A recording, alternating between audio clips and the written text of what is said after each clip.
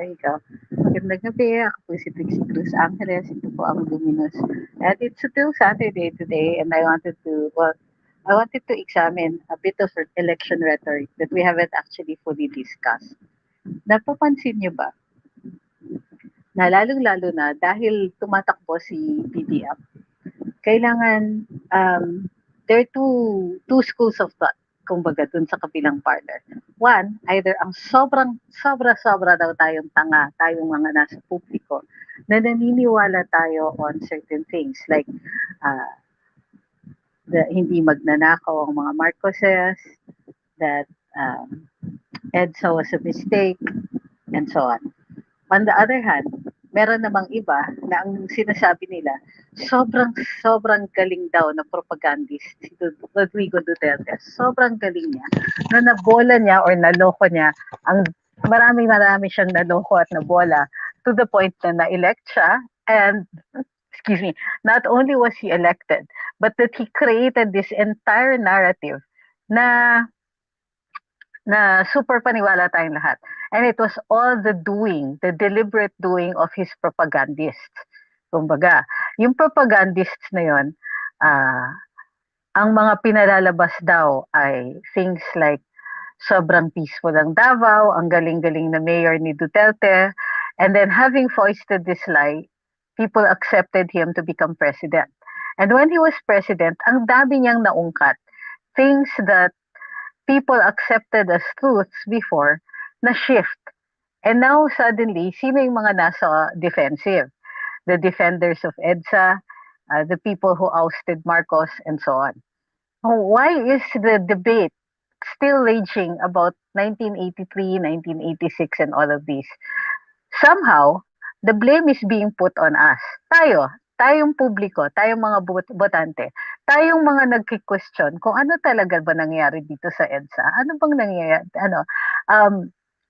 Bakit yung tipong there are people who are saying, well, let's give BBM a chance. And then there are people who are so adamant, but they cannot come up with an argument. Kumbaga, sinasabi nila, magnanakaw ang mga Marcoses. Okay, fine. I get that. Magnanakaw. Sige. Because that was the narrative before.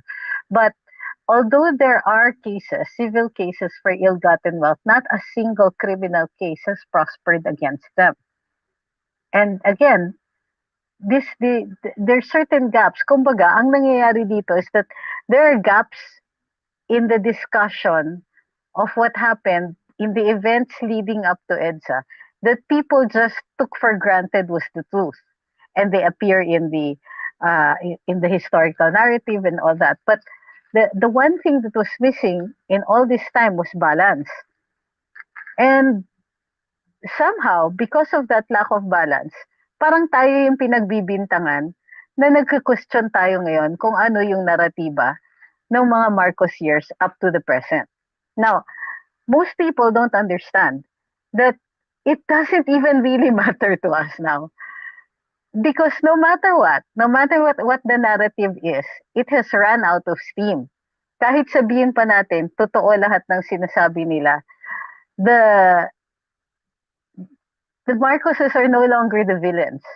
The villains are the people who took over and in 30 to 35 years did nothing to establish a new narrative.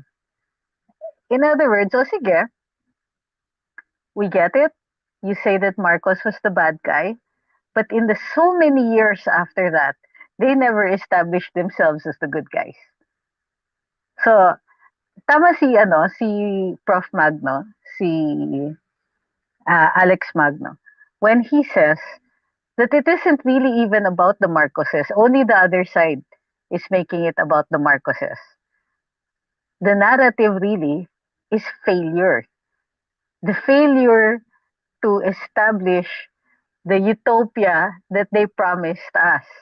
Sabi nila pag tinanggal si Marcos, wala ng korupsyon kasi mababait sila. Sabi nila pag itatayo nila demokrasya na hindi daw binigay ni Marcos sa atin. Sabi nila, we will be peaceful, magkakaisa tayo. Kasi ang kalaban talaga dito was Marcos. So okay, we got rid of Marcos. did anything happen after that? Did anything? So what we're saying here is that they're making the narrative about the Marcos years, primarily because BBM is running. But what about their failure? Nobody is discussing that, or at least hindi ito ina-acknowledge nung kabila. The point here is that I see so many, how do you call this? People saying na, kasi si Duterte, he foisted this narrative. Eh kasi si Duterte, ang galing na propagandist. Gumamit ng trolls. Gumamit ng kung ano-ano. As though nothing about Duterte's win was organic. But the truth is, and this is something we rarely talk about. The truth is, in the elections of 2016, none of those people who were called influencers or how do you call this, pro Duterte bloggers or anything like that were actually even organized. It turned out later on that there may have been, I mean, of course, all the candidates had their social media operations, but that Duterte's campaign wasn't even that well organized. It was, it wasn't that great. And in fact, in order to make it look powerful and good and great so that they would be able to participate in the administration, kinailangan nilang angkinin yung mga nagawa ng mga tao who were not even organized by the electoral team of Duterte. What am I saying? Halimbawa ako, and some of the people that I know, hindi naman kami ni-recruit, wala namang kaming hindi kami, how do you call this? We weren't part of the Duterte electoral team. We weren't even campaigning as part. We didn't even know any of the campaign managers of Duterte, sa totoo lang. Lalo na ako kasi kami ni na TP and all that, we were NCR based. And me, I didn't know anybody except for Ahmed who actually is from Davao. And yet, we, because I knew the people who had talked to Duterte to get him to run and all that, I was sold on the idea. And we fought long and hard to campaign for Rodrigo Duterte. Later on, I found out na may mga nagka-claim na, oh, ayan, ako yung kumuha kay na Trixie, ako yung kumuha kay so-and-so, kay X, Y, and Z. So, wait, we have a troll. Let me just get rid of the troll.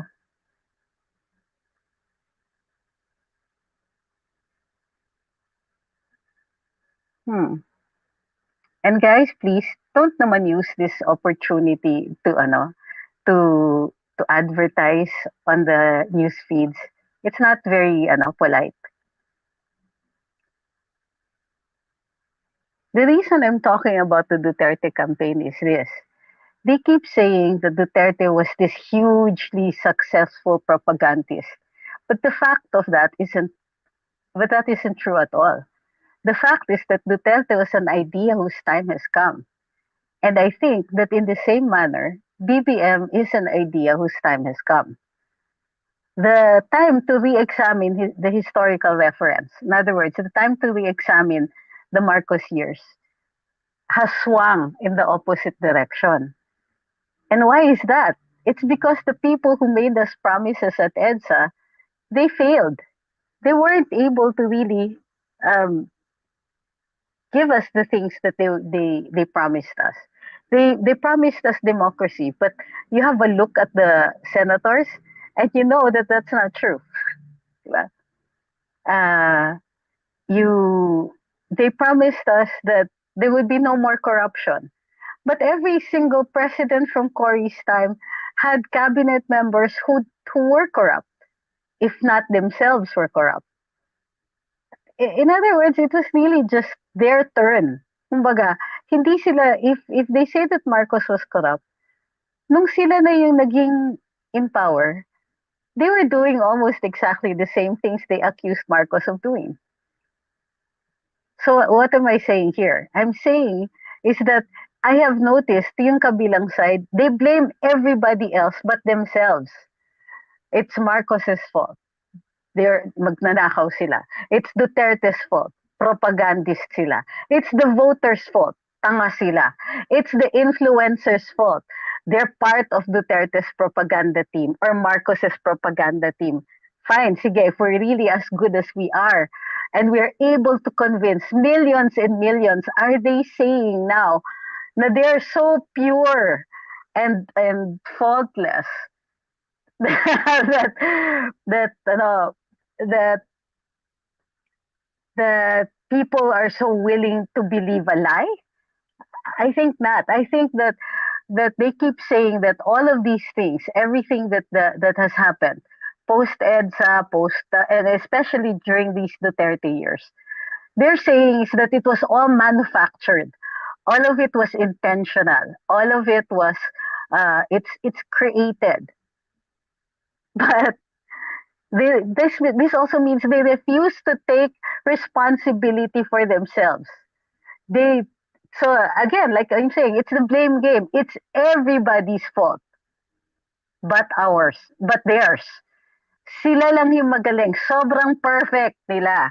Pero tayo, naniwala tayo sa mga influencers, kay Duterte, sa mga Marcoses and all that. It's as though we're simply cattle na kung anong sabihin nitong mga to, sobra-sobra tayong naniniwala. Yung, but they're not. And that's my problem with the opposition. Is that they're bankrupt of any argument. They're bankrupt of their own self-examination. They're bankrupt of ideas. They keep falling back on si Duterte is such an evil person. And all of the people here who follow him, they're either stupid or just as evil as him. And because it's all black and white for them, mahilig sila sa black and white eh. Marcos evil, Cory good.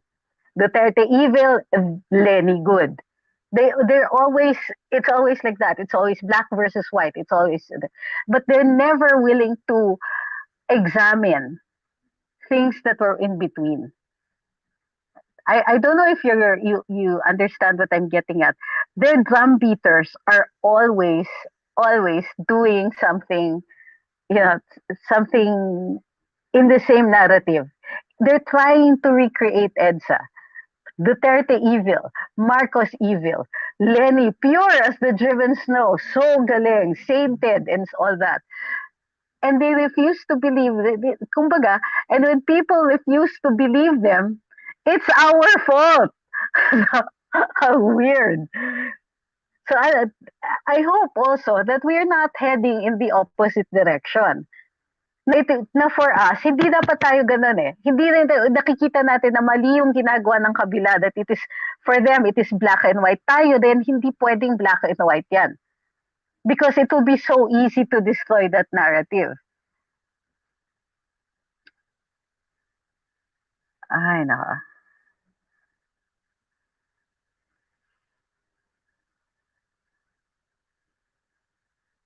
So, hang on. Na biglang I forgot. Okay. While we're talking about this, it's okay because I'm just going to get my charger and stuff. Naku, makikita nyo how gulo everything is here in the house precisely because I'm cleaning up the laundry room and we're making more space. Happened to my anyway. The point I'm trying to make here is that we shouldn't fall into the same to the mistakes that they're making. Parang pinalalabas kasi ng kabila na gano'n pa rin. And that we shouldn't do the same thing. Hindi pwedeng good versus evil. Hindi pwedeng gano'n. We have to be able to understand that people are human and that everything is a shade of gray. That if the people that we believe in make mistakes, we must acknowledge those mistakes so that they can correct themselves. And that's really what we're going for here. Parang yung mga tao who made us believe that our national heroes have no fault, that they're saints. Diba? Bakit kailangan nandun sa level ng sainthood?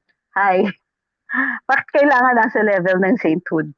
Bakit kailangan, ano, bakit kailangan uh, walang kasalanan yung mga taong hinihirang natin na bayani? Bakit kailangan walang kasalanan yung mga leaders natin? Hindi natin kailangan ng leaders na walang kasalanan because they don't exist. We're only looking for the person who can lead us. And leaders, sometimes they make mistakes, but that's okay. Parang yung pipilitin nila talaga, 'di ba? For example, they want to force this thing on them. BBM magnanakaw yan. So hahanap at hahanap ng dahilan.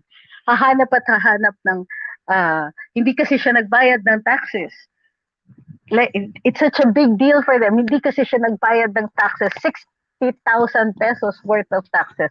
Well, at the same time, refusing to look at the corporations who have been benefiting from tax breaks and other, and other, how do you call this, special privileges that are given to them. Diba? That's the reason for tax reform under Duterte, because there are corporations na meron silang very extra special rights para sa kanila lang. Na sila, parang binabayaran natin yung kita nila, binabayaran natin yung mga overhead nila and all that, binabayaran natin yung taxes nila so that they can make so much money. And they fought tax reform for a long time. And itong mga nasa kabilang parlor, many of them own those corporations. That's why galit sila kay Duterte. They're unable to see the dichotomy here. Duterte is evil. Why? Because he wants tax reform. Marcos is evil because he didn't file his income tax return. Pero sila, they don't pay the right taxes, but they got senators and congressmen to make special laws for them to be excluded from the payment of such taxes. The it's awful how they're making it look like it's so simple, that the answers are so simple. They never are. They rarely are. So let me see.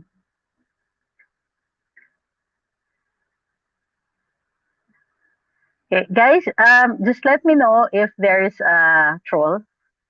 Kasi, and if, and I don't mind if there are people who object or who disagree, that's okay. Pero yung calling each other names, wag naman po ganun.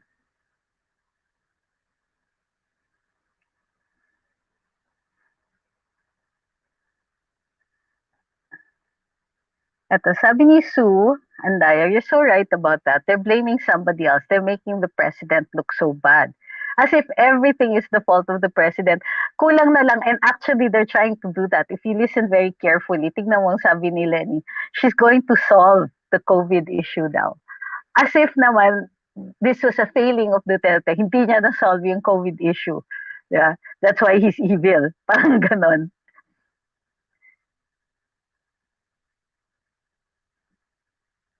Ato, sabi ni Buddy Ortiz, totoo yan, na-realize ng taong bayan na ang mga LT ay puro pangako lang and worse, they enrich themselves. Kaya nung kumandidato si Duterte at nagpakita ng tapang, sinseridad at malasakit, nabuhayan ng pag-asa ang taong bayan. In fact, sila mismo mga LP at supporters nila ang nangampanya para kay Digong dahil walang paninira bawat paninira nila kay Digong, walang naniniwala na sa kanila.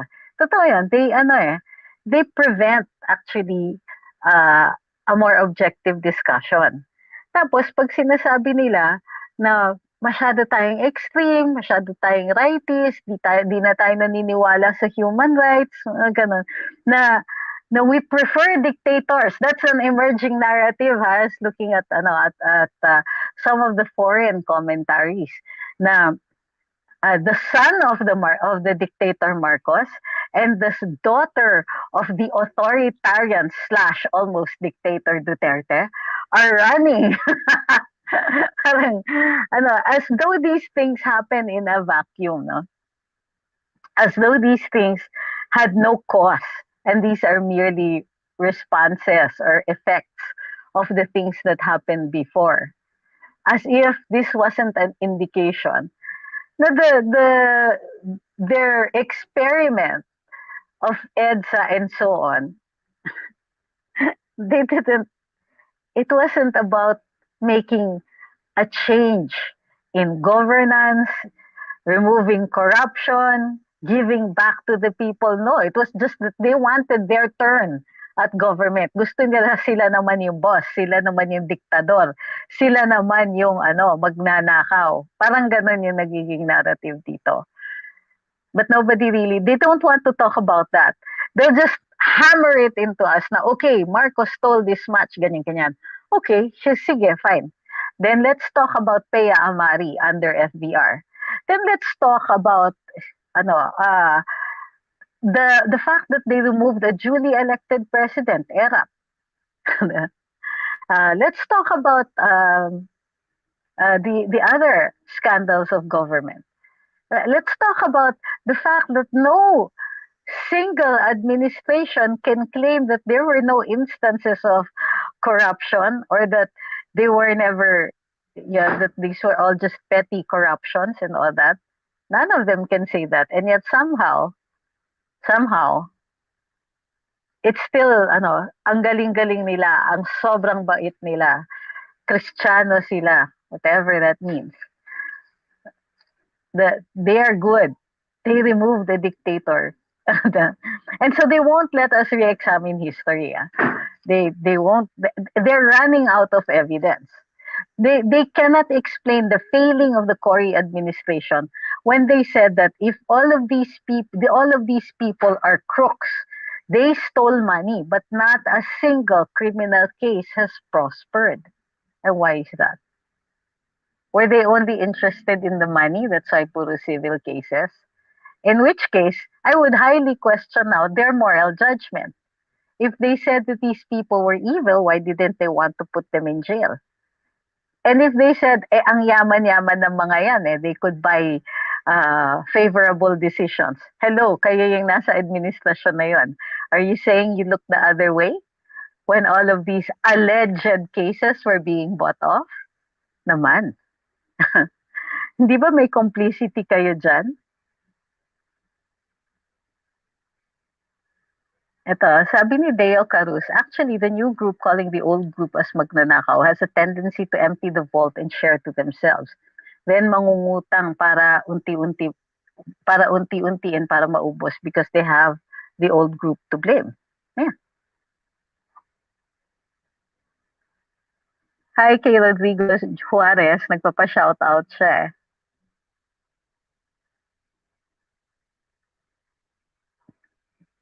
Ito.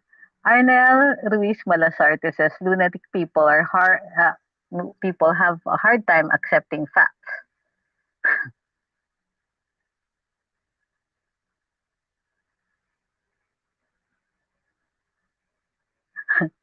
House tour. Di pa ako pwede mag-house tour kasi ginagawa yung laundry slash storage room. So a lot of my dresses are hanging in the living room. You see? Ang gulo-gulo. See, oh.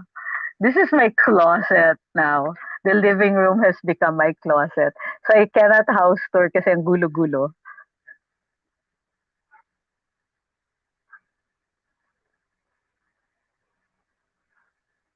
Eto, sabi ni Lou Arroyo, kaso puro lies talaga sila, self-righteous. I believe that what the Bible says, that it is God who instills kings and leaders of the land. It is Him who installed every president in the Philippines. He installed PRRD in 2016. He will install BBM in 2022 para sa bansa nating mahal. The truth always has a way of asserting itself. Yeah.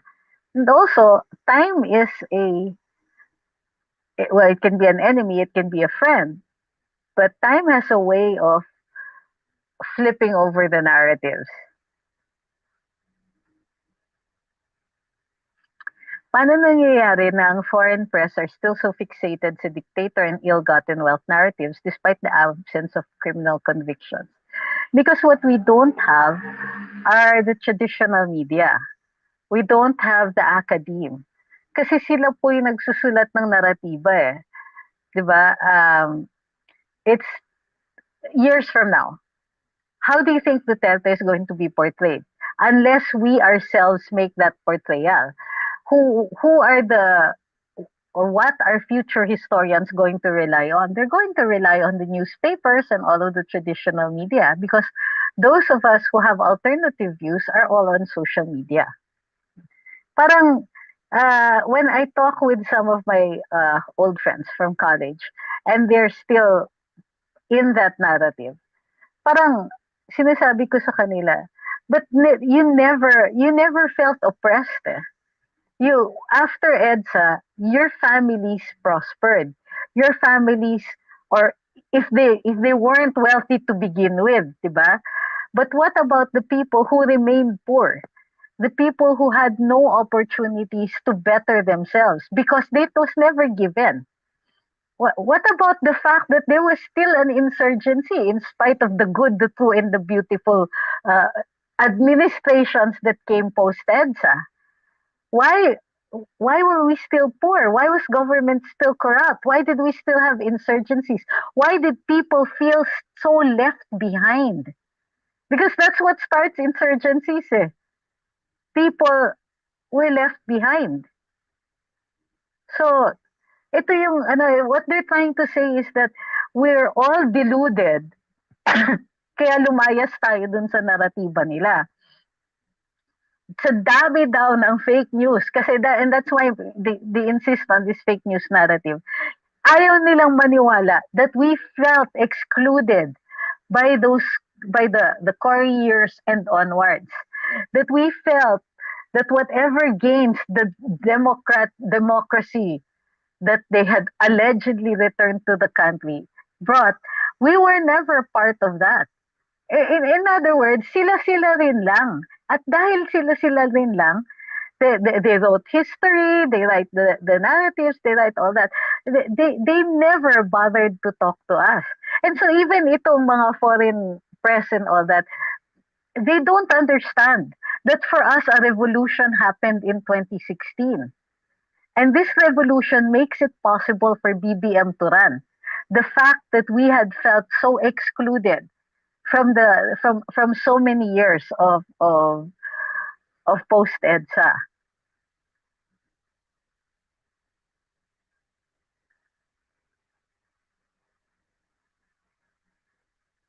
Sabi ni Ma'am Edita Salcedo, totoo naman lahat sinabi mo, paano kaya natin i-correct ang katotohanan pagdating ng panahon. Part of that is to just keep talking about it. Kasi yung kabila, hindi naman sila titigil eh. They will keep insisting on their narrative. And in fact, if I detect a tone of desperation, lalong-lalo na itong kampanya ni Lenny. Di nila naiintindihan bakit hindi natin nakikita yung allegedly nakikita nila. Because we aren't you. Kumbaga, hindi yun nila nakikita eh. Hindi nila nakikita yung fact that, remember the Noynoy Aquino administration? Yeah, kabarilan, kaklase, kamag-anak. That was how everybody also felt. Well, people like us, Hampaslupa, felt during the core years.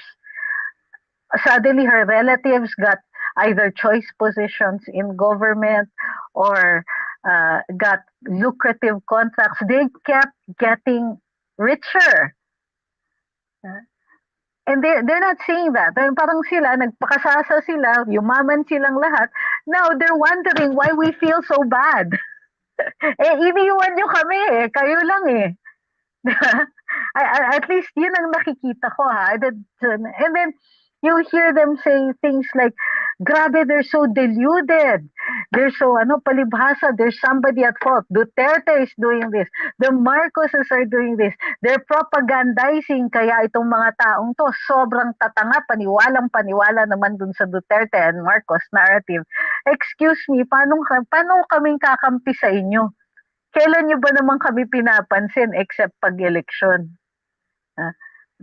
Yung mga tao that they never even acknowledge that they victimized, we're the ones fighting back. And this is how we fight back, by electing people that they don't like.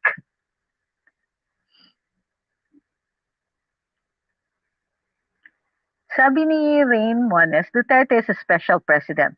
Most of us are apathetic dati. Then came a president that made us care enough to dig deep and see through their narratives. Yeah, because ganito yun eh. You only need to present an alternative. You only need to discuss and question. Kasi the feeling of being left behind has always been there.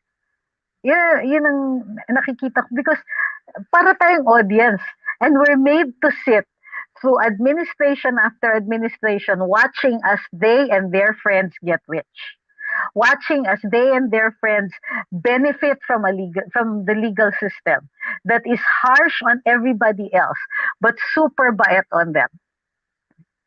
So I know this because whenever I hear about certain cases, hindi yan mako-convict, malakas yan eh. Yeah, ganon.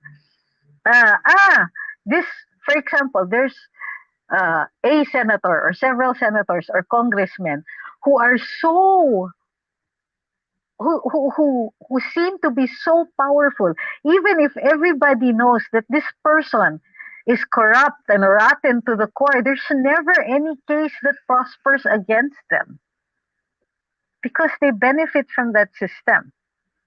And now they're trying to tell us, people like Lenny Robredo are trying to tell us that we have just all been deluded. Tanga kasi kayo eh, naniwala kayo kay Duterte. Tanga kasi kayo eh, naniniwala kayo kay Marcos.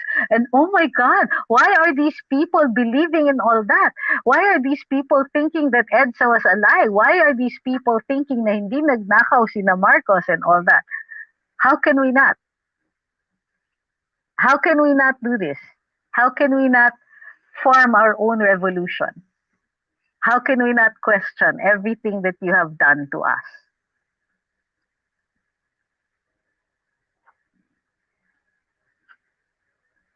Sabi ni Ma'am Nancy, di ko po maintindihan. Sinasabi nila mamamatay tao si Ferdinand Marcos. Meron ba talaga siyang pinatay? Okay, let's start with the Nalundasan case. Supposedly, Ferdinand Marcos, there is a case called People versus Ferdinand Marcos, where he allegedly killed the political opponent of his father, which was the reason why he had to take the bar exams while, you know, facing a criminal case for murder. You can't do that nowadays. But um, later on, during his term as president, supposedly, maraming pinatay na mga nagrebelde, people who took to the hills, who were shooting at our soldiers and all that. At pag nahuhuli sila, tino-torture daw sila. And marami, tinorture, pinatay, na-detain, nag-disappear, and all that. I don't doubt the narratives of these people, by the way. Naniniwala ako na meron talagang mga na-torture, meron talagang mga namatay, meron talagang nag-disappear. However, what is missing in these narratives is the reason why the soldiers were so harsh. This is not an excuse. At the time, what was the biggest scare dito sa Southeast Asia was that we would turn into another Vietnam or Cambodia. The communist threat was real, and we had an insurgency. We had what we call a communist insurgency, and they were actively fighting government. They were actively trying to topple the government.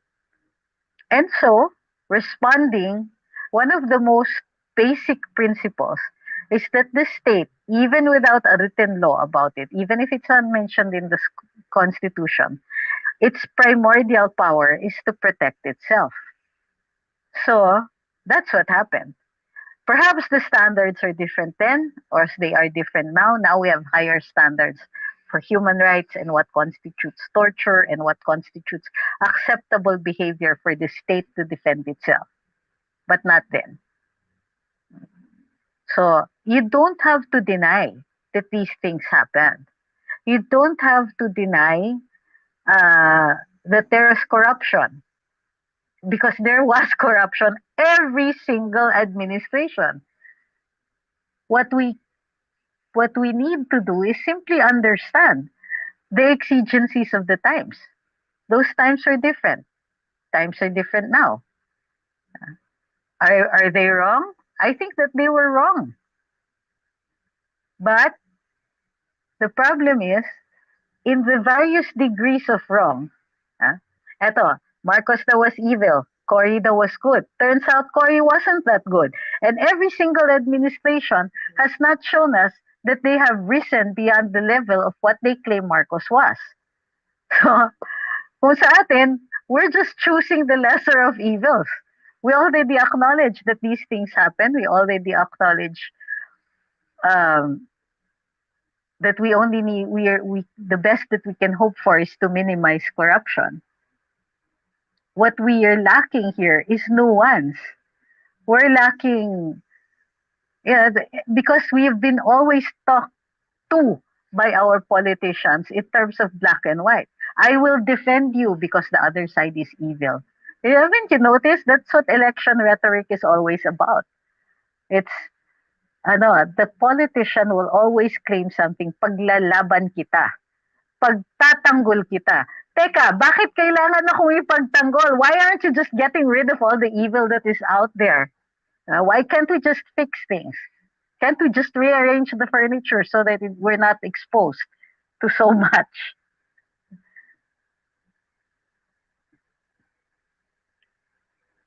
Sabi ni Luan Navarro, I think KLC and her team are coming up with a website to showcase PRRD's achievements so his legacy will not be twisted when printed out in textbooks. I think that I'm one of those people who are helping out in that one.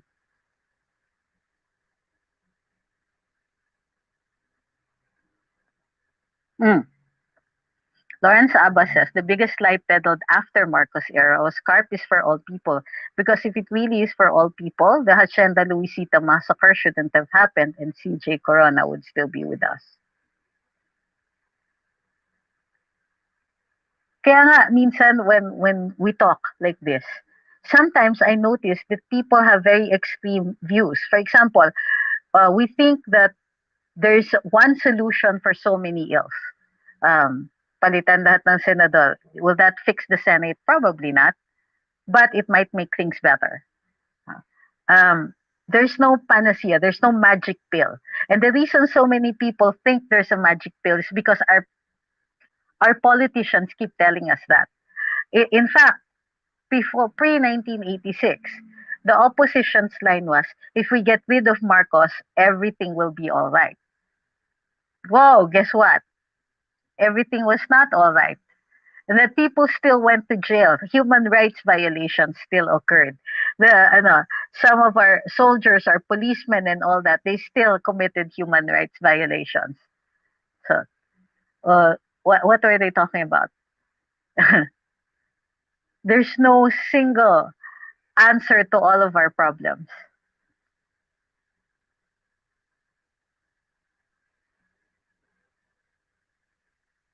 Sabi ni Buddy Ortiz, what happened to PRRD is happening to BBM. The more they attack him, the more people will love him. Wala na kasing moral ascendancy yung mga taga-opposition.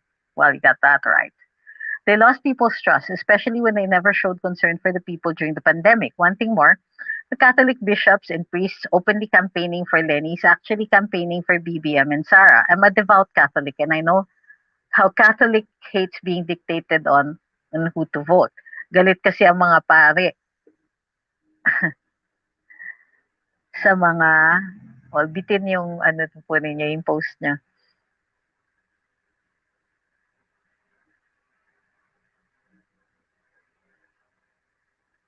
Sabi ni J. De La Cruz, not just communism, but also the rise of the Islamic rebellions. Correct me if I'm wrong.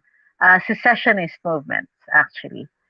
Daming problema ni FEM nung time na yon, but you have to give it to his administration, because during FEM's time, senators are called statesmen and they walk the talk. Excuse me, Marcos padlocked the Senate in 1972. What do you mean the senators were called statesmen and they walk the talk? Um, and even before that, uh, no, no. There were good ones, there were bad ones, and sometimes they were good and sometimes they weren't that good.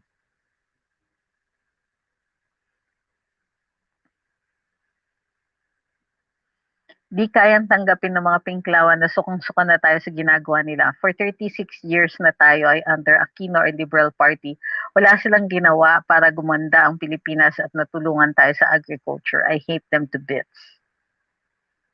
I don't like to hate them eh. Kasi if we hate them, then that's anger, that's an emotion, and emotions tend to cloud our judgment. I'm actually a little more, how do you call this? I just don't feel anything for them.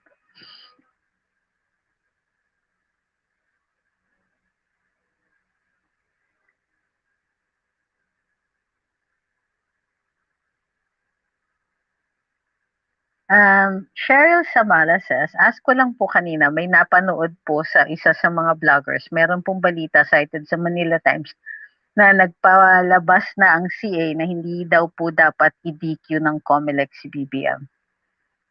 I have to look at that. I have to check. Magpapalabas ang CA. The Court of Appeals will not act on its own. The Court of Appeals has already lost jurisdiction after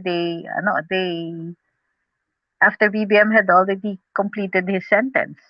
So I don't know how this could be possible unless it's an opinion piece and are citing simply the Court of Appeals decision.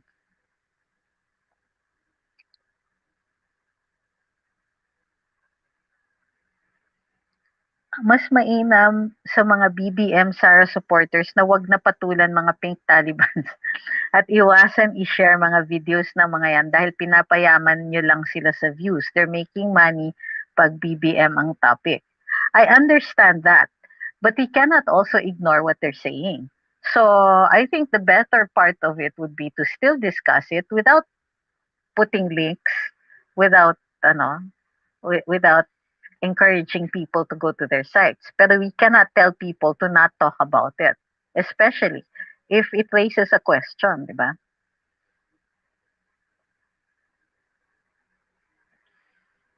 Sabi ni Gary Cadano, pag nanalo po ba si BBM, gagawa ba ng paraan ang mga dilawan para mapatalsik siya sa pwesto? Kung sakaling gagawin nila, ano po ba ang dapat nating gawin for BBM to retain the position? Well, ganito yon. If they try to oust him, that's sedition. Yeah. Uh, or they prevent him from sitting, they prevent him from doing his duties, that's sedition. If they rise up publicly bearing arms, that's rebellion, and so on. No? A lot of people think that simply because the other side won during EDSA, that the rebellion or that a revolution is an acceptable thing. The state niya has a right to protect itself. The fact that the military just didn't want to shoot at people doesn't mean that the revolution wasn't illegal. The only difference is that since they won, they didn't prosecute themselves.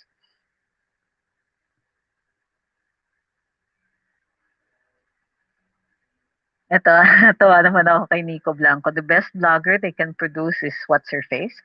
And they still think they have a monopoly of intelligence. Tayo po ang trolls.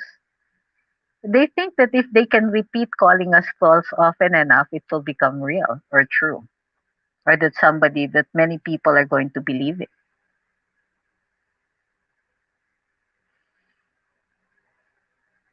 Duterte's greatest achievement is that people like me are looking for suitable opposition. Pinakita ni Duterte na yung opposition ay parang taya sa larong tumbang preso. E.g., during the budget deliberations, they cut one agency's budget because it runs against the politician's agenda. I like this, actually, this statement. We should look for people who know how to criticize government without necessarily trying to topple the president. Diba? Hey, guys. Yeah. Hey. 'Di ba, yun yung ano ko eh, yun yung concern ko, for example, nitong Duterte administration. Again, none of us will ever claim that Duterte's administration was perfect. That there definitely were nasty cabinet members there. And it would be valid criticism to criticize these cabinet officials.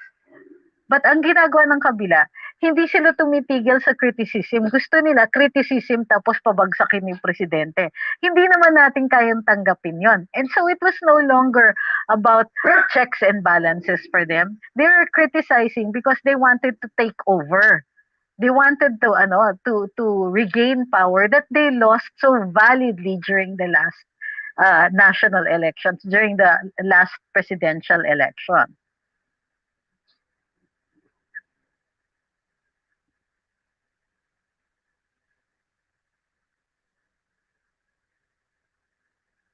Hmm. Sabi ni Clark Sam, BBM Sara making social media like YouTube to embrace people.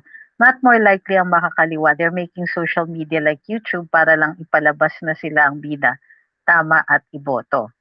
Well, that's really what elections are about, di ba? All of us are saying, ito ang tama, ito yung boto. All of them will be saying the same thing. Kami yung tama, kami yung iboto. And, you know, it doesn't really matter eh. Kasi I think what it comes down to is most of us have already made up our minds. And so itong mga kwento na nilalabas ng kabila, they just make us angry. It doesn't change our minds.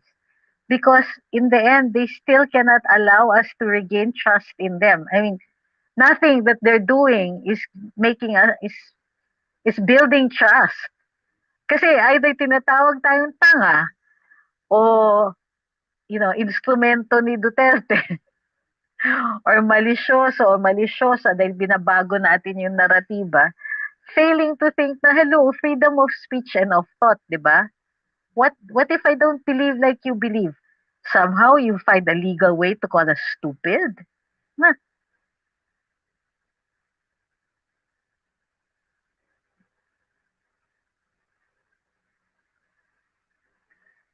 I just miss Joker Arroyo and Jovito Salonga. Sarap pakinggan ng mga views at punto ng isang oposisyon.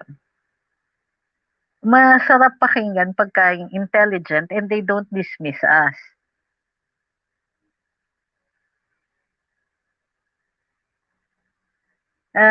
D. Salakop says, Lady keeps saying that BBM's trying to do revisionism when in fact she and her allies just want to keep us Filipinos in the dark. She condemns fake news, yet during her time as VP, she claims a lot of misleading things, even in the international stage. She is seriously one of the worst possible presidential candidates this country can have. I agree. And that's why the point in this discussion is, well, among other things. Number one, that that for us to look closely at what they're doing. What they're doing is, if we don't believe them, if we question their narrative, it's either we're stupid or we're willing pawns of Rodrigo Duterte and BBM and everybody else. That we're incapable of thinking for ourselves. Na nadala lang tayo talaga ng mga fake news na ito. I'm not sure that that's a way to win our vote. Parang pinapalabas so ganon, tanga pala kami, kaya kami BBM. Ba't ang dami namin?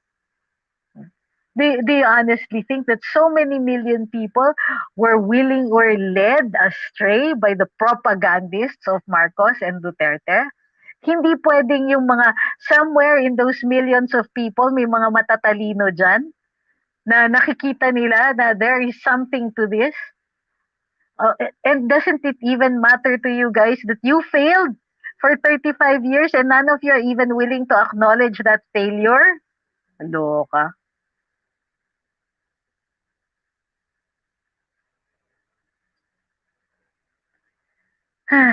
King Romeo Alves asks, ano yung function ng People Power Commission? It's really to determine how the celebration is going to be held and to remind people of the historical value of 1986.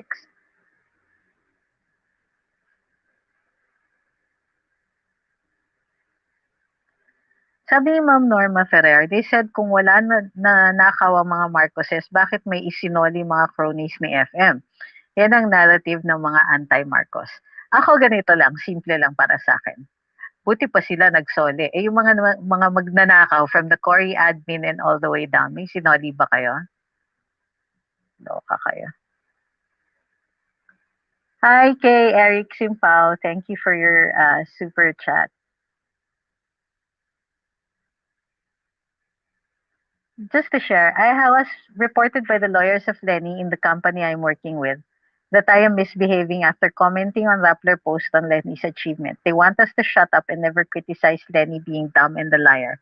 Akala nila tatahimik tayo sa mga panloloko ng mga dilawang pink. Tapos sabihin nila freedom of speech. Sila lang ang pwedeng magsabi at magdikta ng tamang sasabihin sa pagkukomento. Okay. Yes, I agree with this. Do you remember 2016 and then all the way in the first years and up to now of the Duterte administration? Ang ingay natin. We would shout down his critics. Kasi one, ang dami natin. Two, yung nasanay sila that they don't make any sense and suddenly there are people now telling them that they weren't making any sense. But also, ang daming galit. So, nagmamanifest yung galit na yun. Minumura yung mga dilaw, minumura yung kabila, you know. And of course, it was a back and forth. Hindi lang naman tayo nagmumura, minumura din tayo kung ano-ano ang tawag sa atin. And you know, I got a lot of that myself. I didn't get reported because hindi ako tatapat ng ganun. Hindi ko gusto yung nagmumura. I would prefer to just, state my piece. Hey, you wanna shout me down, Kebs? I don't have time for you. But this is their only way of fighting back. Kasi ang konti nila they cannot convince us, so they'll just punish us for thinking the way that we do. And I'm really sorry that you're going through all that, and I sympathize with you on this one. So we also have to fight smart. If we're going to be on social media, we also have to protect our accounts. So be careful of what we say. We can still be angry. We can still, pwede pa rin nating soplain sila. Just keep it within the bounds of what are called community standards. And it is possible until we can figure out a way we can correct these FB policies, we're going to have to adapt. Diba? Yan ang survival Yan ang Darwinian theory it isn't the fittest or the strongest who survive. It's the people who can adapt the most. The ones who know how to adapt to the situation. That's how we survive. So if you want to protect your accounts and all that, so that we will maintain our ability to keep calling out the other side, we're going to have to play within those rules. Let's learn to play within those bounds. Learn to discuss without necessarily having to commit, libel. We can do it.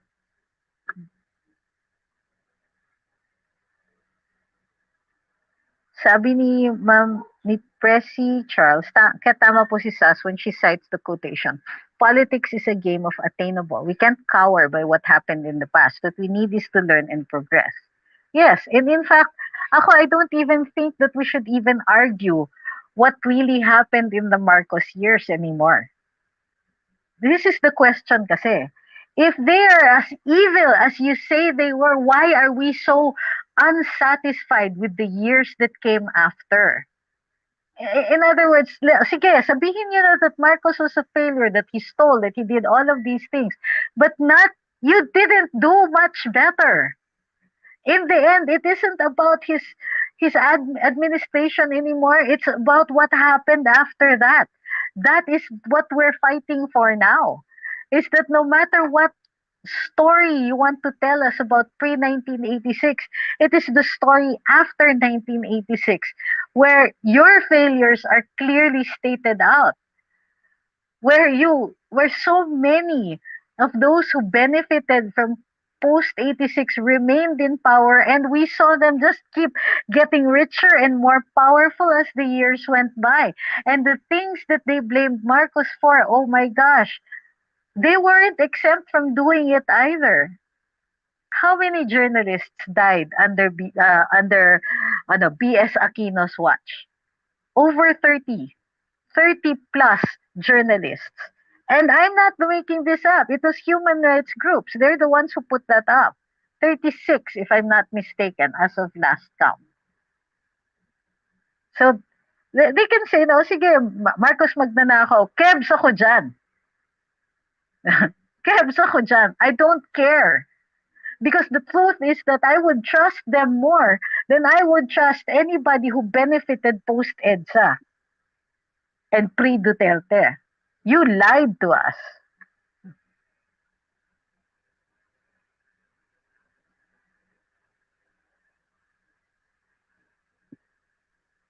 Ang problema nga po, parang all eyes sa atin ang mga fact checkers. Kaka-comment mo pa lang wala pang 30 seconds restricted ka na kagad. I know. It happens to me a lot. Sabi ni Ma'am Myra, we need peace of mind. Be flexible to all humors, facts, and rumors. Be responsible to all the words coming from your mouth. Less talk, less mistake. If FDM time is bad, then post-EDSA 1 is worse. Well, for me, they foisted themselves as the good guys. How come they failed?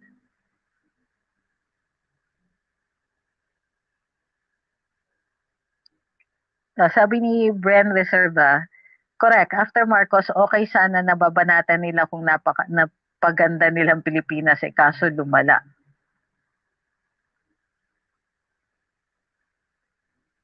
Okay, let's look at your other comments. Archie says, the problem with Kabilang Parlor is that their ideologies, those who will vote for BBM are not intelligent people. Ha! But they didn't actually realize that most of us belong to the general voting bloc, lower classes, and they still have the audacity to convert or to convince us to vote for Lenny. Super J says, alam niyo po ba kung ano ang ginamit na pera ng mga Marcos nung na-exile sila sa Hawaii? Pinapakalat ang mga pinks na gagamit daw ng Marcos ang pera sa Hawaii. Di po ba naka-freeze lahat ng assets nila? Ganito yon ha. They were in the US and they brought whatever resources they needed to survive.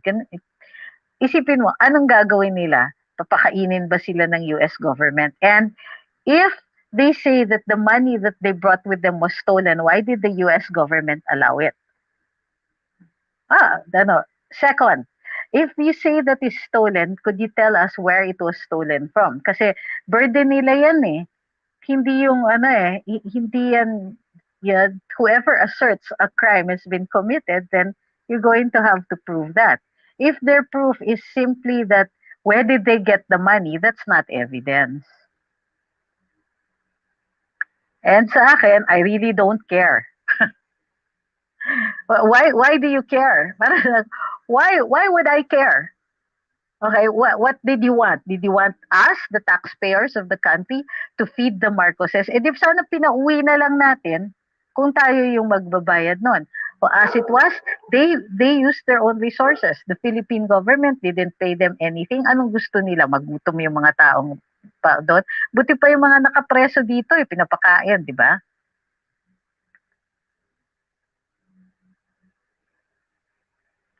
Ito, sabi ni Jeff Surema, I was at EDSA 1. I threw yellow confetti from the roof deck of Comfoods building in Makati every rally. After 30 years, we're still here. I feel cheated. I think I have to be compensated for those things when I file a case.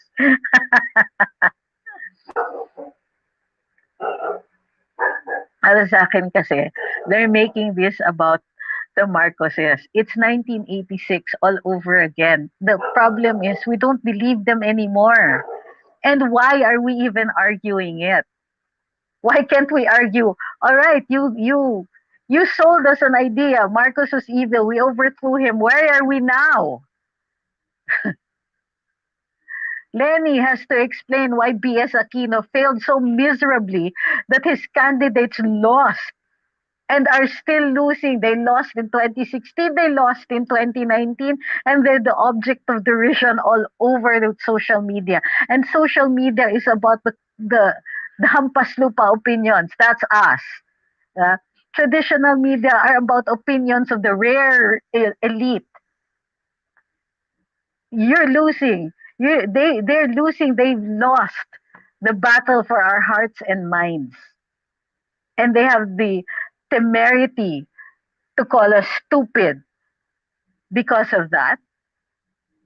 Failure nyo yun. Tapos kami pa yung tanga. At saka sige, let's talk about katangahan, ha? Let's talk about miseducated, maleducated, or stupid people. Whose education policy Did we have when we were growing up post 86 yung policy to keep people poor, to keep to to just give enough money so that the public schools don't fall in the dust. Just enough so that they can graduate, but not enough so that they can compete with the kids from the private schools. Excuse me. If nag-create kayo ng ano, kung nag-create sila ng ano ng mga mangmang, pagbibintangan nila yung mangmang.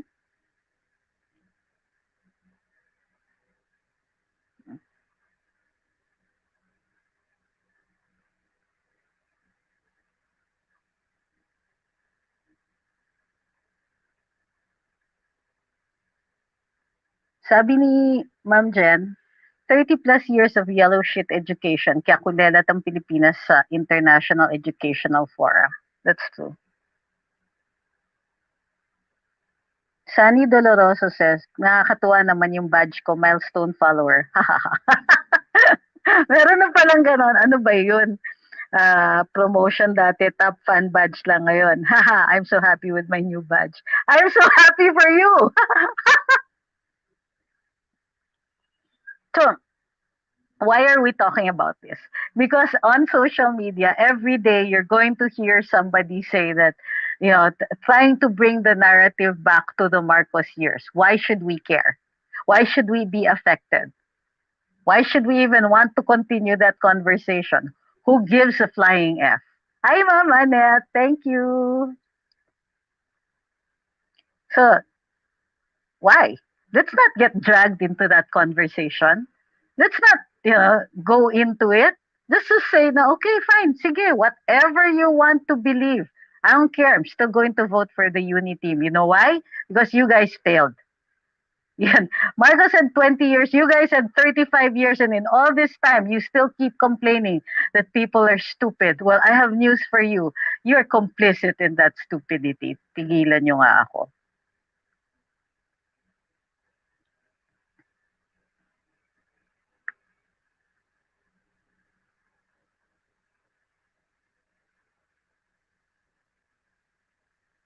Demolition job is ongoing via negative ads against BBM, the same idea they did to PRD by Trillanes. Now they're doing it again. I'm referring to the Bayao ads of Channel 5. Gods, I never even saw those Bayao ads. And they're not going to make a difference on me.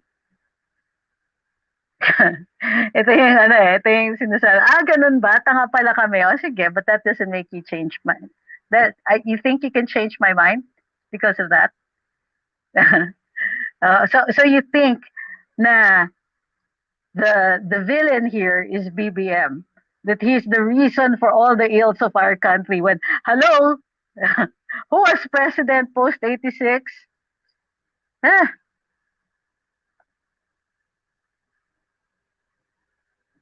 thank you kay Ma'am Joeline. I like your name. Ito, sabi ni Ma'am Elisa Manalang, I remember Cardinal Sin nagalit at naging kritiko sa Cory administration dahil laganap ang korupsyon ng mga relatives at cronies. Exactly. So, what am I saying here?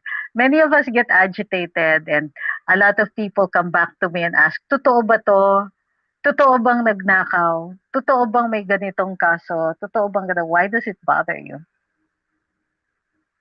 The, the, you know, kasi we've been led to believe na kailangan pure as the driven snow yung mga politiko natin. That's why so many of them are much more willing to screw up the justice system by paying off whoever has to be paid off para hindi sila makonvict or anything like that.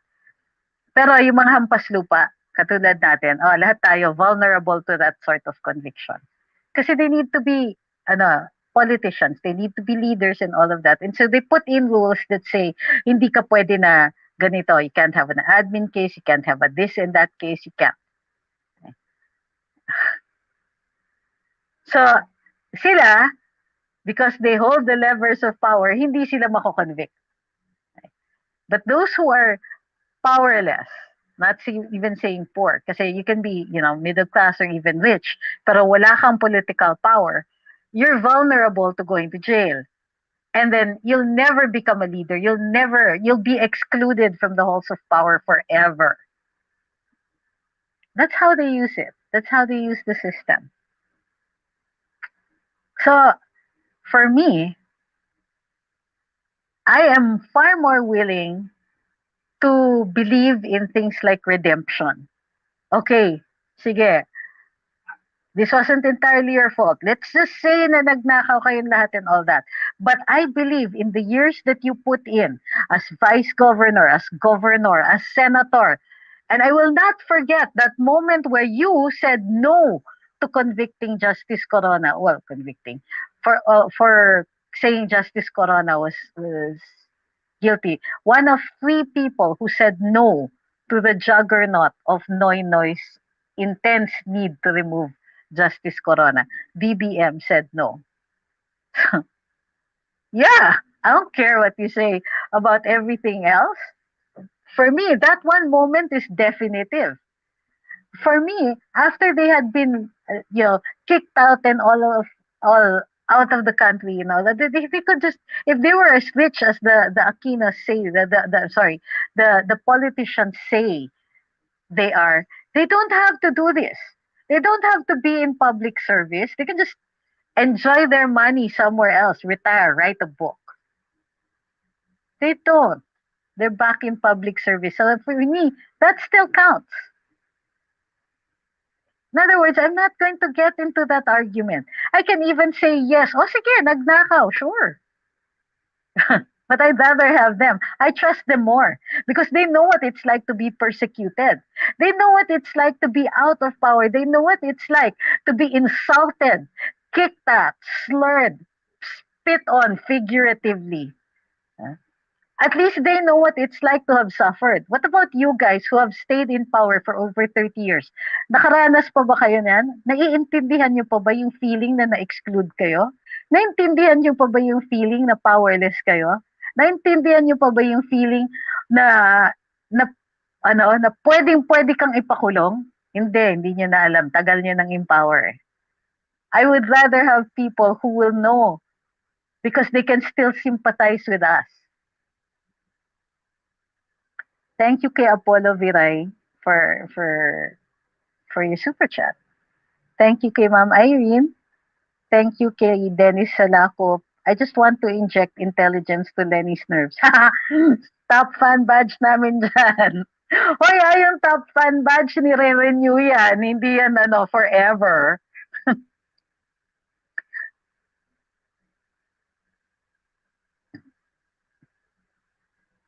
Ito sabi ni Jen Aquino, proof of the pudding is in the eating. Compare nyo na lang ang mga pamilya Aquino versus Marcos. Sino mas matino? I know what you're getting at. Ito, maganda. Sabi ni Anthony Roman, moral of the lesson, stop reading Grimm's fairy tales. Sip a good cup of strong kapeng barako and wake the F up to the real world. There you go. Diba? We don't have to be in fantasy land na kailangan pure as the driven snow yung mga kandidato natin. Personally, I don't care. But I would like to put people in there who have compassion. I want people there who understand what it's like to be powerless. To have to claw your way back to regain to redemption. I believe in the story of redemption.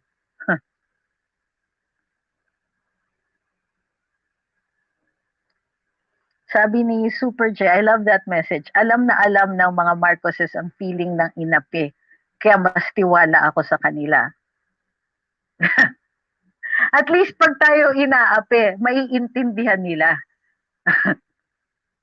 Pero, di ba, what about the, sasabihin nila, what about the Aquinos? Inapi naman sila, tinorture si Ninoy, and all of that. Yeah, sige. But, where is the humility? Where is their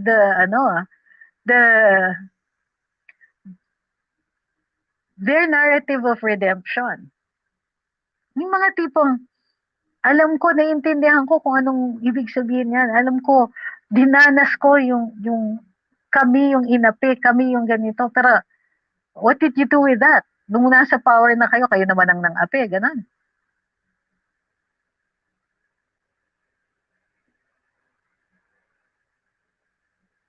Sabi ni Albert Legislador Jr., sa boto ko sa 2022, ibabalik ko ang Marcos sa Malacanang.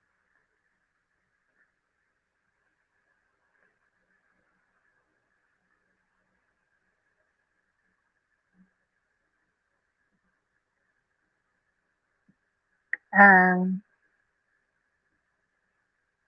Sabi ni Arnel Decena Alfaro, yung mga torture na yan kasi mga pasaway sila noon kaya ginanyan sila during the time of the Marcos regime. Well, for me kasi during that time, they really believed they were being heroic. They really believed that what they were doing was for the good of all. Okay, para and I get that. Pero yung yung extrapolation of blame, kumbaga, parang I don't know. I just it doesn't feel right. You're a soldier.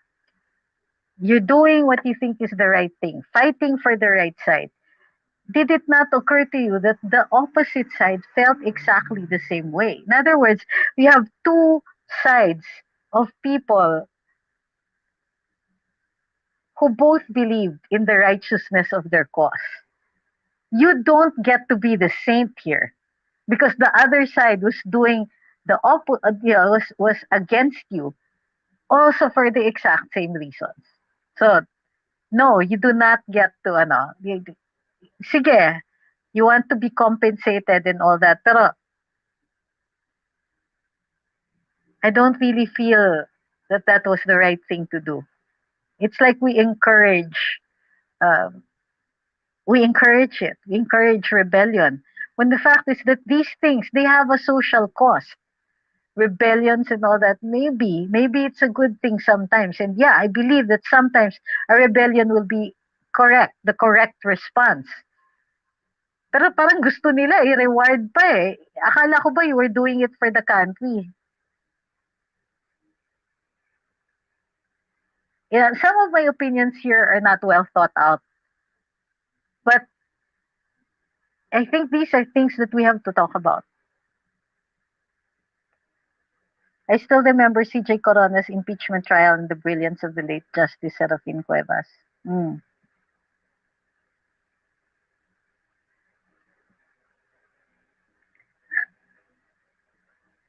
Hay nako, mga Aquino Sumbatero. I did not expect that, but I can't say I disagree with you. Utang na loob natin daw sa kanilang demokrasya, as in nasa EDSA si Cory nung Feb 22 to 25. No, she wasn't in EDSA. She was in Cebu. Utang na loob din natin na tayo sana nasa posisyon ng South Korea na kaso nabudol tayo. Ang tanging natanggap natin sa Manila Bay.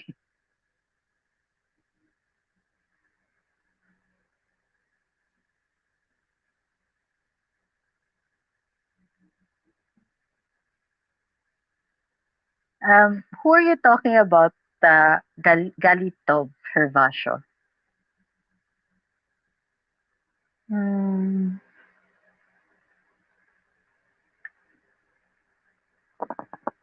Thank you for pointing all that out. Sabi ni Ma'am Liza De Castro, it makes me cry. BBM said he doesn't react to their attacks because he knows the truth. He found his being. Yeah. You know how we we always love the underdog. Well, the fact is, Duterte was the underdog. BBM is the underdog. Even if there are more followers, even if there are more people who are voting for him, because the people we're up against are the elite. The people that we're up against, most of them have not, I don't know, the leaders of Lenny's movement or Lenny's campaign and the people who support her, parang pare-pareho sila eh. Parang lahat sila parang gusto mong tanungin, naghirap ka ba sa buhay mo? Naiintindihan mo ba kung ano yung pakiramdam ng ng naging biktima ka ng injustice? Naiintindihan mo ba? You're so quick to defend the criminals. Pero yeah, the so-called criminals, drug drug lords who get killed, di ba ganyan? Pero yung maramdaman ninyo na kayo mismo,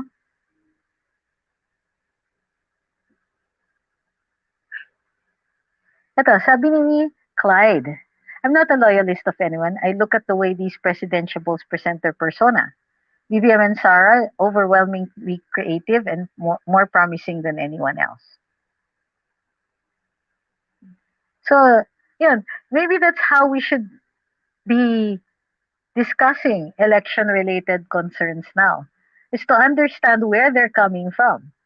And to understand also that we identify with the underdog. We identify, and ako, I would prefer that the persons that we put in power are persons who understand what it's like to be a victim, to understand what it's like to be powerless, to be excluded from your country, to be the person whom everybody else has turned their back on. If our leaders know what that feels like, then they will know that when they create policies, you don't leave people behind. You don't create a privileged elite and then give them all the benefits. You want to give benefits to as many people as possible. You want justice. You want equitable distribution of wealth. You want to keep people from getting too rich because that means that there will be people who will be too poor.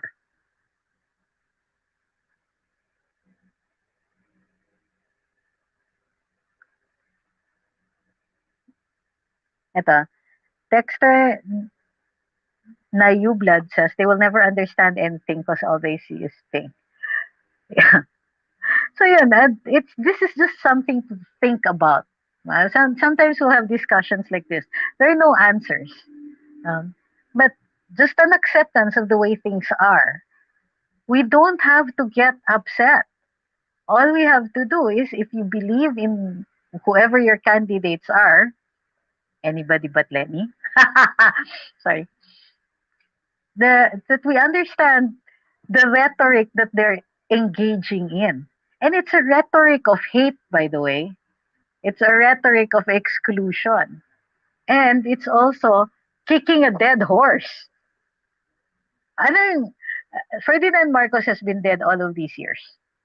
Um, his administration, way back until 1986.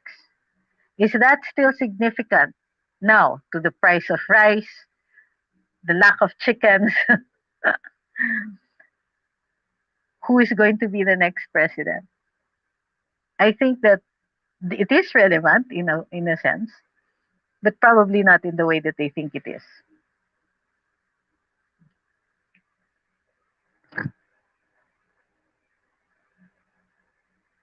Who are the people? I don't see the people that you're angry at. Bakit ganon?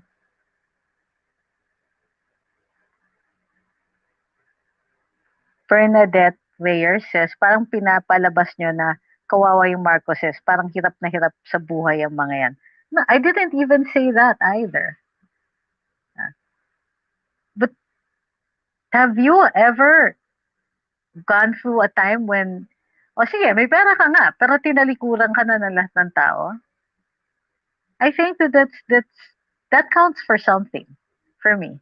I'd rather vote for somebody who knows what that feels like.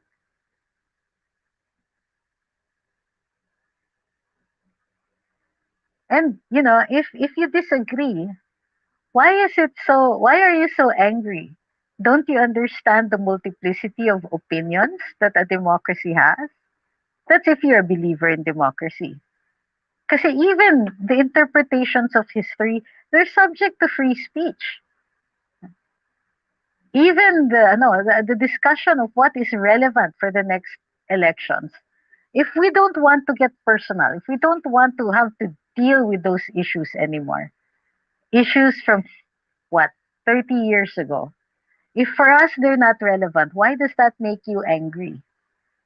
Why does our idea of what is important bother you so much? Is it possibly because you're losing it? You're losing the popular opinion? And you're losing the popular opinion because these questions were not asked 30 years ago. And they have to be asked now. They have to be discussed now. We have to talk about it. You also have to examine why don't we feel that it is important anymore, the Marcos years? Why do we feel that 86 isn't even important anymore? And again, I'll bring you back to this. It isn't so much about the Marcoses as it is about the failure of 86 and onwards. So you can get mad. You can say na parang how dare us think of the Marcoses as victims. But why not? How dare we? We dare. I think it's time that we started questioning everything that has been taught to us because that's how we learn.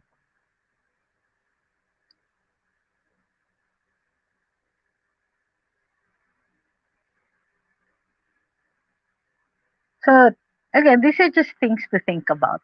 And I'm not saying that I have all the answers or that even my feelings are right or that anything I said you should you take as a whole truth. I only know is that in the battle for our hearts and minds during these elections, we're not we're allowed to question. We're allowed to turn things upside down. We're allowed to change our values. And yes, we're also allowed to be unhappy with how things have been. We're also allowed to be even irrational. Eh, sa ayaw ko dun sa manok na bakit ba? These are still valid reasons for voting the way that we vote. Why do we have to explain or feel bad about it or make excuses for it or rationalize or justify it? I'm not the one who's part of a minority. Thank you kay Ma'am Evangelina Espiras. Sabi niya, thank you daw sa pag-enlighten. Well, it's not so much enlightening as really just asking questions this time around. There's no lecture today. I'm not talking about the law. Not, ano, just observations about how the narrative is going.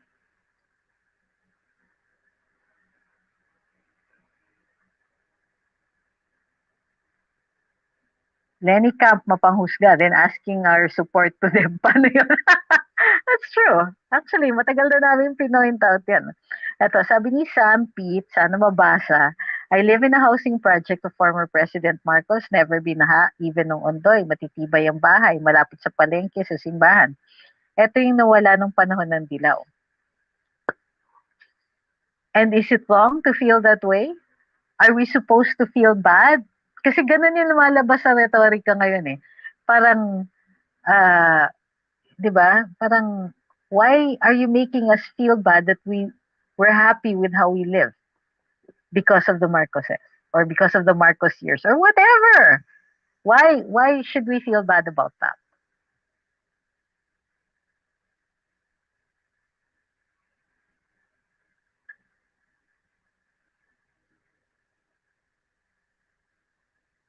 I feel bad for Doc Willie Ong. Di man lang kaya magsalita ni Isko na siya lang ang VP niya no matter what. Like what Sarah did for BBM. Sabi ni Sunny Doloroso, tama, sabi nga sa Karambola, fave naman ng mga dilaw at sagabal sa gobyerno yung basta BBM sa, di ba? Sabi ni The Engineers, Attorney Pix talagang pampakalma at pampaliwanag.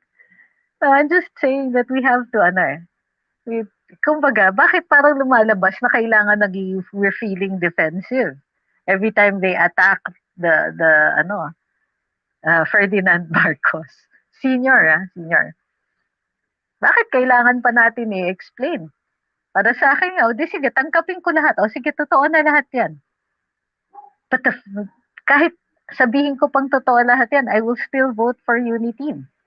Because post-86, you did frigging nothing. But, yeah, and all we see is na gumanda buhay ninyo, kami hindi.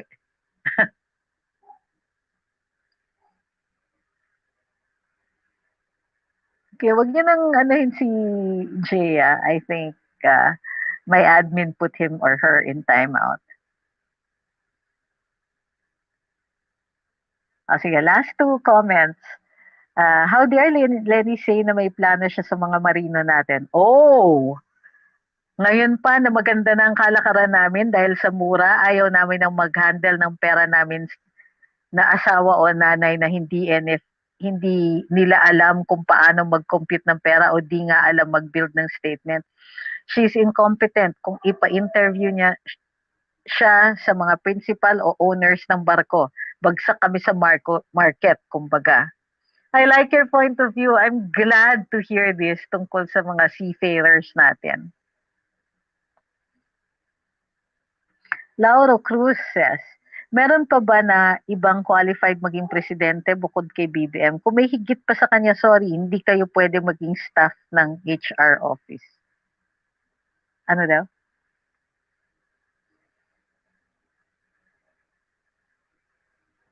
Aris says, ang mga dilawan na pink ay gustong itanim na Marcoses ang salitang hatred and yet mga halos andyan mga Katoliko pero gusto nila magalit tayo ng to the max. Hindi naman yan ang turo ng pagiging Kristiyano. Very ironic talaga. Shame on this dilawang pink. Soon all who teaches hatred will burn in hell. Baka pati demonyo talikuran sila.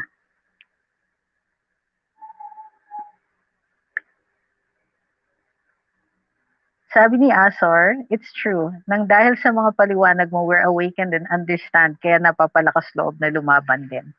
Pero yun na nga eh. Sometimes, the best laban simply is deadma. You see all of these uh, thank people saying, spouting all of this nonsense. Or even if they're spouting sense, parang for me, my eyes glaze over. Really? Yes. I'm so glad that you can take the opportunity to use this democratic space, but that doesn't mean I'm going to believe you.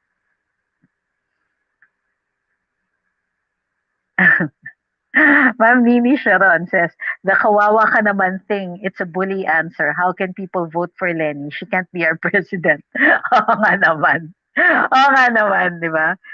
I, come to think of it, I didn't see it that way, but you know what, I agree with you. A fan watching from Hong Kong, love you always, sabi ni Ma'am Liesel Berame. Happy weekend po. Have a sweet life 2022. Shout out po sa inyo at sa lahat. Unity BBM Sara 2022. You know what? The one final thing. It is surprising that the messages of anger are coming from the side that supposedly claims they're for peace. But if you look at how BBM and Sarah have been responding or have been conducting their own campaign speeches, their campaign rhetoric, if you want, it's always been about unity. It's always been about mahalin natin ng Pilipinas. It's always about moving forward. What can we do for this country? Sabi nga ni Dumbledore, di ba, it does no good to live in the past or something like that. We learn from history. And part of what history is about is understanding that the people who made it up, who are our historical figures, well, they're living, breathing human beings. They make mistakes. They do good things. They do bad things. And we can't we don't need to defend them. We need to learn and then move on. But it's sometimes the rhetoric stops at 1986. Parang all history, all examination of history only leads up to that moment, and then we don't examine anything anymore after that. Nobody's talking about the failures post EDSA. Nobody is talking about how badly we feel and why we feel that there is a need for change. why we are reverting to this, why for us, change is represented by a Bongbong Marcos. How even the ills of the past no longer have the capacity to move us. Bakit ganun? Hindi na tayo nai-inspire ng Marcos versus Aquino. Instead, we're judging or choosing our leaders based on our experience of everything post-EDSA, which for us never lived up to it. We're not satisfied. Were it not for Rodrigo Duterte, it would all still be the same. We'd always hear the things like, walang pera para dyan. Bakit gagawin dyan? And so on. That's one thing that I hated about government, particularly Noynoy and even Cory's government. They kept telling us, when we would say, kailangan may ganito, they would always tell us, walang pera para dyan. And so parang walang gumalaw. How many projects? We're only putting in a subway now? So are improving our railway system now? We're one of the oldest railway systems in this part of the world. Of course, the oldest ones are India and so on, are in continuous use. But we had railway systems. But we kept being told, no, it's not possible to have that. So we have cars that are not sustainable. We didn't have mass transportation. So much had been, we have barely competent graduates in public schools, at least before. Ngayon, medyo nag-improve na. And we're always being told, because there's no money, there's no money. And then, years later, we find out, meron naman pala. Pwede naman pala. Pwede, posible naman pala. With the right leader. Pwede pala. Pwede rin palang tax reform. Pwede rin palang buwagin yung mga oligarko na na puro para sa kanila lang yung mga tax benefits, Pwede pala. So, now, bakit tayo maniniwala dun sa mga taong nagbenta sa atin ng utopia yung pala hindi totoo?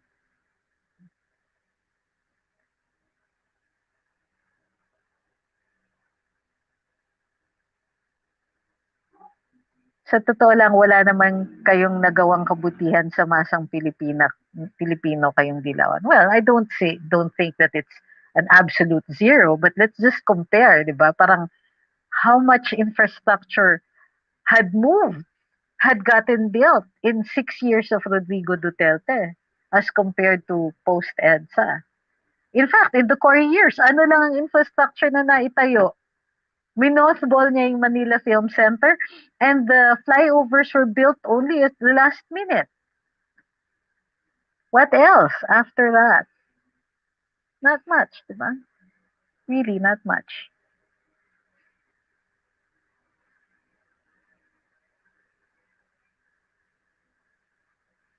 So, thank you very much for, for ruminating with me, for thinking out loud with me, for talking about these things. Kasi parang ang sama-sama natin whenever we say something like, oh sige, yeah, I'm going to vote for BBM. They want to make us feel bad about it. Excuse me, why? I should make you feel bad for 30 years of oppression that you refuse to acknowledge as oppression. Yeah. So thank you very much also. And, uh, sabi ni Orly Lapus, I'm having a hard time listening to you and TP at the same time. Went live a couple of minutes ago and I can't let go of you. Ay, live ba si TP?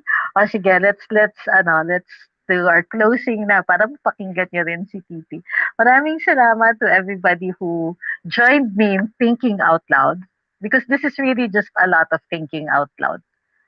We don't need to make any doctrines about whatever was discussed here today. But these are some things that need to be discussed. Diba? Things that we need to talk about and not feel bad about wanting to talk about them. Thank you very much. Para sa lahat ng sumusunod sa Luminous, paki-check lang po kung naka-follow pa rin kayo. Kasi alam niyo naman, ang Facebook, mahiwaga. Tapos kung hindi niyo po kami nakikita dun sa news feeds ninyo, i-unfollow niyo yung Luminous, refresh niyo yung page, tapos follow again. Lilitaw na kami po niyan. Tapos, para dun sa hindi pa po nagsusubscribe, subscribe na po dun sa YouTube.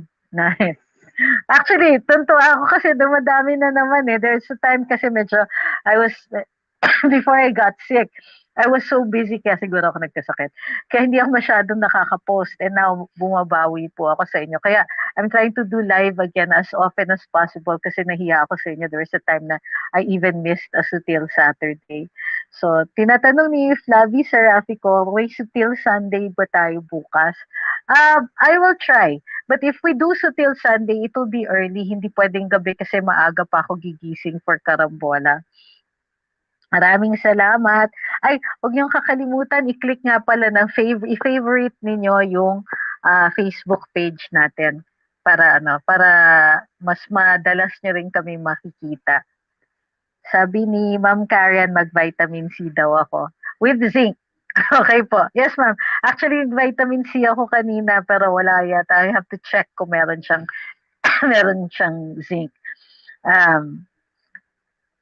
Dun sa ano din ha, sa and please get people to follow again sa Luminous. Maraming na-unfollow eh. Kaya, dati we were going a very fast rate. Maraming nagka-follow. Tapos biglang ang dami na-unfollow. And people didn't even know.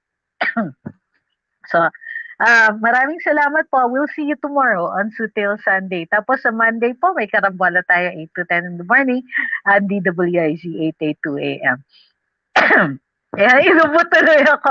Maraming salamat. Sige po, iinom na po ng vitamin C. Maraming salamat. Good night, everybody. Oy, mag-iingat po kayo. We don't want to lose anybody to COVID. So please, please, please take care. Social distancing, hand washing, face masks, etc. Stay at home if you don't need to go out. And we'll do sutil sutil the whole week if it will just convince you to stay home more often. Sige, maraming salamat. See you tomorrow, promise. Sige, tomorrow. Good night.